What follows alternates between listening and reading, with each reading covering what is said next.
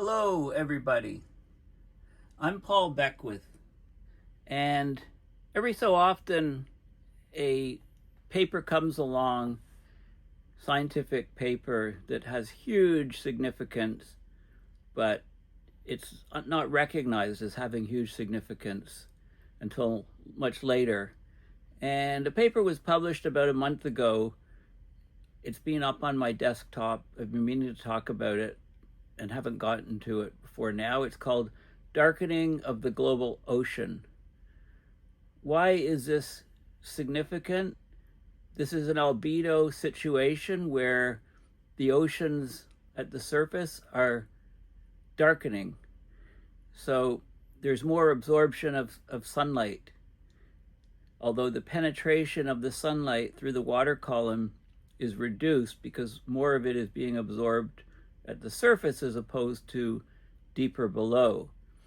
So the zone or area called the Photic zone is where 99% of the incoming sunlight or moonlight is absorbed by the ocean. And that Photic zone depth is decreasing as the oceans get darker. Why is this happening? Perhaps a nutrient, there's less vertical mixing in the ocean, so nutrients aren't coming up as much. Anyway, we're getting, and it's not just a coastal phenomena, it's a global ocean phenomena. So what this means is that the volume of water where phytoplankton proliferate is actually decreasing from a water column going down 200 meters or 660 feet to much shallower levels. So the volume of water for phytoplankton production is decreased. Also, the zooplankton that come up, there's a daily migration of zooplankton, the little marine animals that come up to eat the phytoplankton, and they have much further to go to reach the phytoplankton. So the whole biological processes in the ocean are disrupted, therefore carbon sequestration is disrupted. The darkening of the ocean means that more light is then absorbed because the albedo is lower, the reflectance is lower, and therefore the oceans warm even more and get even more stratified in this vicious feedback loop. So this is a very, very significant and very, very important finding. And I'm going to talk about the details of it in this video. So I didn't, until I read the paper, I didn't consider a number of things that are actually happening, which I guess reminds me with more and more wildfires around the planet, wildfires, smoke, and ash, even small particles is perfect fertilizer for plants. So maybe that's another factor that's contributing to more and more phytoplankton being in shallower and shallower parts of the water column, making a darkening of the ocean. Anyway, there's all of these different factors. I'll go over this paper in great detail. It was published. It was published a few months ago, actually. I don't know if the date's here. Yeah, I mean, it's what date? At least a month or two ago, I think. I mean, it's got an accepted date of March 20th, but what was the date of the actual research article? I don't see it here offhand. But anyway, I think it's a very important, very significant paper. But I got to talk about a few things first.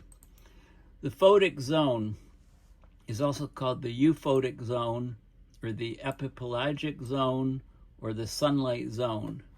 Okay, it's the uppermost layer of a body of water that receives sunlight.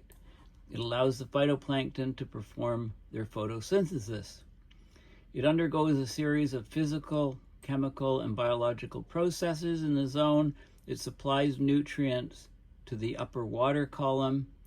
The Photic zone is home to the majority of aquatic life due to the activity, the primary production of the phytoplankton, so the growth of phytoplankton, right? They need sunlight, they need oxygen, they need nutrients, then they can proliferate. The thickness of the Photic or the euphotic zone It varies with the intensity of sunlight as a function of the season and the latitude. Okay, so throughout the year, depending on the angle of sunlight, etc., the photic zone can enlarge and contract. It also depends on the degree of water turbidity, how much dissolved sediments and crud is in the water, stopping light penetration. The bottommost zone is called the aphotic zone. It's a region of perpetual darkness. It lies below the photic zone and includes most of the volume of the ocean waters. Okay, so there's different aquatic layers. Photosynthesis in the photic zone. In the photic zone, photosynthesis rate exceeds respiration rate. So when it's dark, plants respire, right? They give back CO2. Of course, during photosynthesis, they're growing. They're taking CO2, the carbon out of it in the growth of the plant. There's abundant solar energy. It's the energy source for photosynthesis by the primary producers like the phytoplankton. They grow extremely quickly because of the sun's heavy influence, so it's produced at a very fast rate in sunlight. 95% of photosynthesis in the ocean occurs in the photic zone.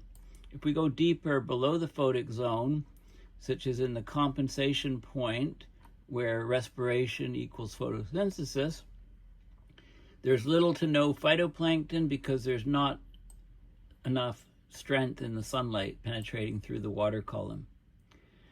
The zone which extends from the base of the euphotic zone to the aphotic zone deeper is called the dysphotic zone. So these are just some definitions of the water column. So here's the photic zone, typically the 0 to 200 meters water depth, that's 660 feet. Then we have the aphotic or midnight zone, perpetual darkness below 1,000 meters. And between those two, we have the twilight zone, if you like, the dysphotic zone. Okay, so the zones are defined by the amount of light that penetrates down. 90% of marine life lives in the photic zone, right, which is approximately 200 meters deep or 660 feet deep. 90% of marine life is in that region. That includes the phytoplankton, which is the microscopic plants, and that includes dinoflagellates, diatoms, cyanobacteria, coccolithophores, and cryptomonads. And it also includes zooplankton, which are the small animals or consumers in the photic zone. They're carnivorous meat eaters and herbivorous plant eaters. And there's different, and then you can go up the food chain. There's copepods, there's small crustaceans, there's nekton, animals that can propel themselves like fish, squid, and crabs. Okay, so that's basically the situation. So here's the epipelagic zone or photic zone to 200 meters, mesopelagic zone to 1,000 meters, pretty much darkness in the bathypelagic, and then we go down to the deep abyss, pitch black, and there's even a name, hadopelagic, for the little caverns, etc., on the seafloor. Okay, so the photic zone, due to biological uptake, the photic zone has relatively low levels of nutrient concentrations. So the phytoplankton don't get enough nutrients when there's high water column stability. Now, as the water warms, it tends to form a lid at the surface and it reduces vertical mixing, which can result in a lack of nutrients.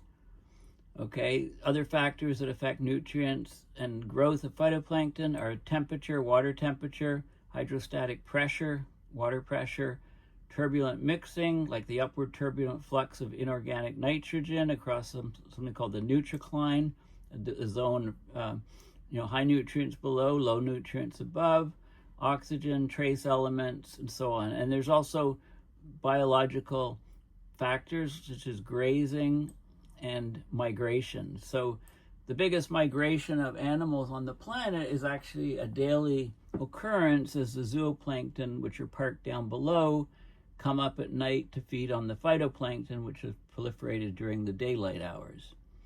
Upwelling carries nutrients from the deep waters into the photic zone, and that strengthens phytoplankton growth.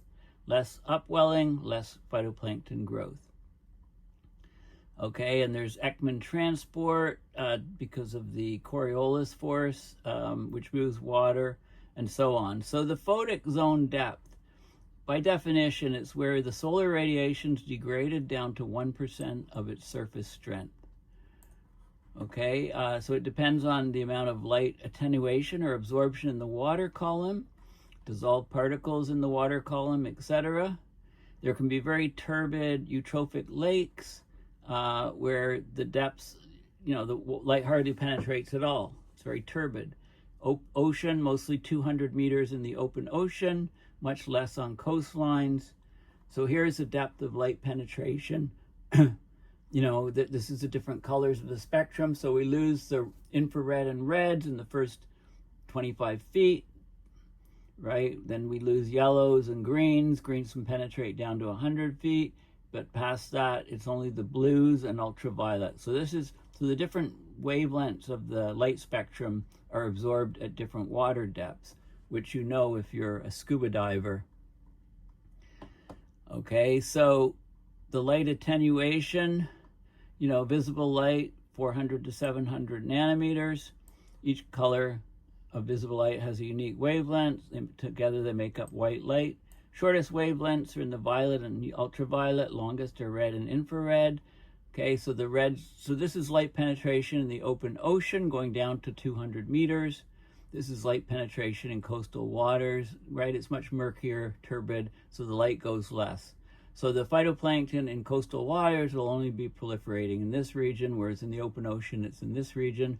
But because the ocean is darkening, light penetration is not going down as far in many parts of the ocean, so the volume of water where phytoplankton can proliferate is much lower, so this could become a huge problem for the ocean and for us. Water is very effective at absorbing incoming light. The amount of light penetrating the ocean declines rapidly. So 1 meter water depth, only 45% of the solar energy that falls on the ocean surface remains. At 10 meters, it's only 16%. And when you go to 100 meters, it's only 1%. No light penetrates below 1,000 meters. Okay, and it's a spectral thing. So longer wavelengths are absorbed first. Red's absorbed in the upper 10 meters, orange by 40 meters, yellow disappears before 100. Shorter wavelengths, blue, green light, ultraviolet, reaches the deepest depths. Okay, so this is the sort of thing that we have. We have the photic zone here. We have solar radiation coming in. There's oxygen exchange with the atmosphere and water, CO2 coming in. We get phytoplankton proliferating as long as there's nutrients. And then dissolved organic carbon sinks down as the phytoplankton dies. Cell and detritus sink. And then the zooplankton hangs out down below and migrates up to the surface at night to munch on the phytoplankton. So we've got a whole process, and what we're saying is that the photic zone is shallowing because of climate change. It's becoming darker. The volume for phytoplankton production decreases, and this paper actually measured it, and it's very, very significant and very serious, and it talks about more about plankton and modern day, what's happening versus the last interglacial when there was an unstratified water column as opposed to today. And phytoplankton come in all different shapes and sizes, but they're only growing where there's oxygen at the surface, light at the surface, nutrients that are mostly upwelled, come from upwelling. Okay, so this is very important, and when plants grow, they produce dimethyl sulfide. So this is the methyl, CH3 is methyl, and there's two of them, so it's dimethyl, and there's a sulfur, sulfide. This is what plants are produced. It moves up, goes up into the atmosphere, and acts as cloud condensation nuclei. Okay, so this is very important. There's something called the Beer-Lambert law, or also known as Beer's law. Okay, it's not a law about drinking beer. It's a law about how light is attenuated in a solution like water, how it's extinguished. Okay, so So the reduction of intensity, this is the differential di of intensity, negative di, it's some extinction coefficient times the intensity times the depth that the light is going through. And if you solve this equation, I equals I0 e to the minus mu d, this is exponential. This is the extinction of light, you know, and we have, the ocean will have a certain mu, and as you go deeper and deeper depth to D into the ocean, there's less and less light. 200 meters, clear, relatively clear ocean, well away from coastlines, not many suspended particles. It's about 200 meters max when you have all the light disappearing, basically. Okay, so this is that's important to know. And as I'm gonna show you, this is an area here that is changing more than any other place on the planet. Oceans, the Gulf of Bothnia. It's over, we've got Finland here, and we've got Norway over here, and Sweden here. So this is a region where the ocean here is darkening more than anywhere else on the planet. Okay, so I wanted to show you that. So let's go back to the paper here. Darkening of the global ocean. So what's happening? The photic zones of the ocean, where sunlight and moonlight, don't forget moonlight, drives ecological interactions. They're one of the most productive habitats on the planet. They're fundamental to the maintenance of healthy global biogeochemical cycles. Ocean darkening occurs when changes in the optical properties of the oceans reduce the depth to which sufficient light penetrates to facilitate biological processes guided by sunlight and moonlight, i.e. phytoplankton blooms. So they looked at the MODIS aqua equipment on a MODIS satellite, 9-kilometer resolution over the ocean. They measured the attenuation coefficient of light, how quickly light is reduced as it penetrates into the ocean at 490 nanometers to quantify whether the oceans have darkened over the last 20 years and the impact of this on the depth of the photic zones around the world. And the extinction coefficient, the darkening of the ocean, the increase of light absorption happened on 21% of the global ocean between 2003 and 2022. This is a huge, so a fifth of the ocean darkened. Photic zone depth reduced by more than 50 meters across 9% of the ocean area. The depth was reduced by more than 10% across another 9% of the global ocean. Ocean darkening is not restricted to coastal regions. It affects large swaths of the open ocean. So it's a combination of nutrient, organic material, and sediment loading near the coast, changes in global ocean circulation, right? Changes in global ocean circulation, things like AMOX and SMOX and things like that, are probable causes of increases in primary and secondary production that have reduced light penetration into the surface waters. The implications of ocean darkening for the marine ecology and ecosystem services provided by the surface oceans are currently unknown, but are likely to be severe. This is a very ominous statement here. Okay, so let's have a look at the data. Okay, we'll just go to the data here. So here we have it. This is the extinction coefficient at 490 nanometers. Okay, so blue to green light, and the red is darker ocean, more absorption. The blue is lighter ocean, less absorption. And this is the area where the extinction coefficient is increasing, i.e. oceans are getting darker, is the reddest. Okay, and look right up here in this ocean here.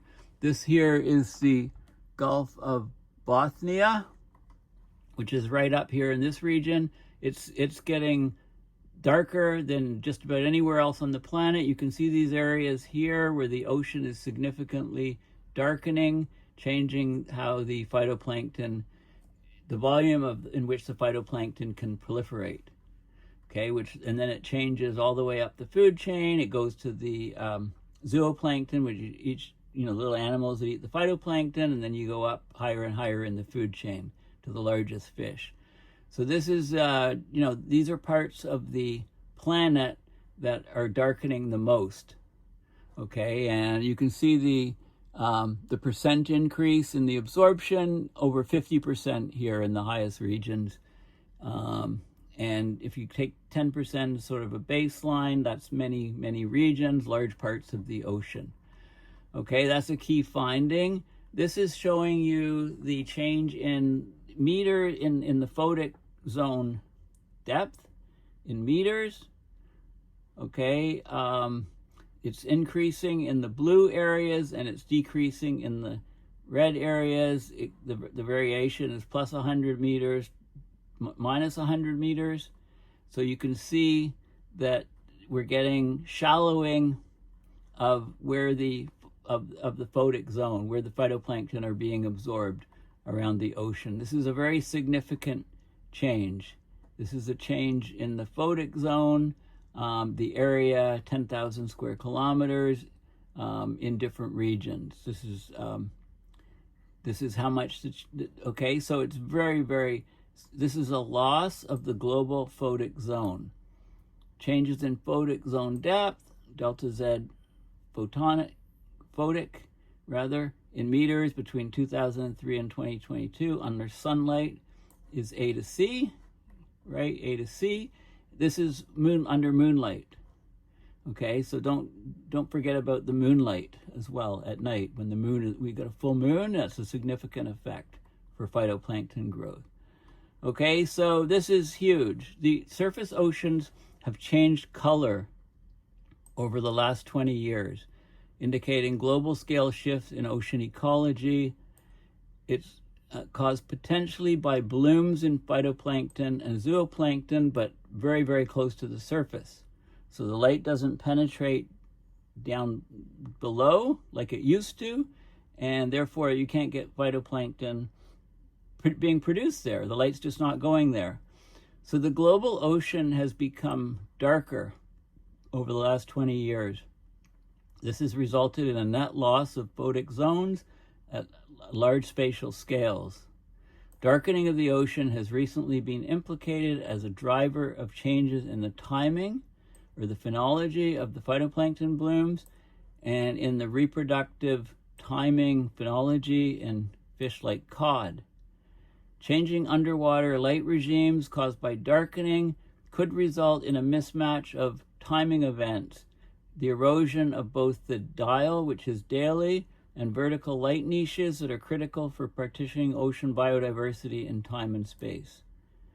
A key example is the vertical migration of zooplankton, which is the largest daily mass migration of biomass on the planet. It's the zooplankton moving up from deep to munch on the phytoplankton closer to the surface.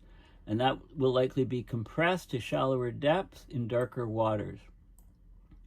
Darkening's typically been associated with coastal regions like sediment, etc., rivers bringing dissolved material into the coastal regions. Increasing attenuation of light is not restricted to the coastal zones. It's also widespread in the major oceans, particularly in the polar regions, the Northeast Atlantic and Northwest Pacific Oceans. So light attenuation across the oceans is not driven exclusively by localized nutrient loading, runoff, and upwelling in coastal regions. As we get torrential rain events and swollen rivers and floods, that flood water goes into the oceans, making it more turbid, blocking sunlight, affecting the photosynthesis and of phytoplankton, less phytoplankton from that sort of thing. Okay, so they talk about darkening in the open oceans may be driven by warming of the surface oceans and climate-driven changes in the ocean circulation pattern. Basically, warmer water is lighter, and changes in the ocean surface chlorophyll concentrations being documented since the turn of the 21st century, linked to changes in sea surface temperature. Okay, so the drivers of the ocean darkening, it hasn't been looked at much beyond this study, right? They have to really look at this and figure out what's going on, because this is another potential tipping point in the climate system, right? So this is a very, very key and important paper. Basically, the conclusions are that the ocean is getting darker, right? This lowers the overall Earth albedo, and therefore you get more absorption of sunlight. And if you get more proliferation of phytoplankton in a very narrow surface layer, then the system can spiral into reinforcing feedback to make the ocean even darker, to make the phytoplankton occupy a very, very thin layer of ocean near the surface, not go down to 200 meters, maybe only go down to 150 or 100 meters or less near coastlines. And it can basically completely change the way that basically change the entire food chain. Phytoplankton are at the base of the food chain. Next is the zooplankton, the little animals that eat the phytoplankton. And if those things if the volume of water is greatly reduced for phytoplankton production, it's limited to very, very close to the surface. As the ocean gets darker, we're talking about a huge, significant effect on biodiversity and life on this planet. So this is a very, very important paper on many, many different levels. So the links will be all in the description. Make sure you have a look at it and, figure out what's going on. I need to research this topic more. I mean, my background is in laser physics and optics before I started doing climate stuff. So I understand, I'm also a scuba diver. So I understand, what's happening throughout the water column. As a scuba diver, sports diver, just staying under basically 100 feet.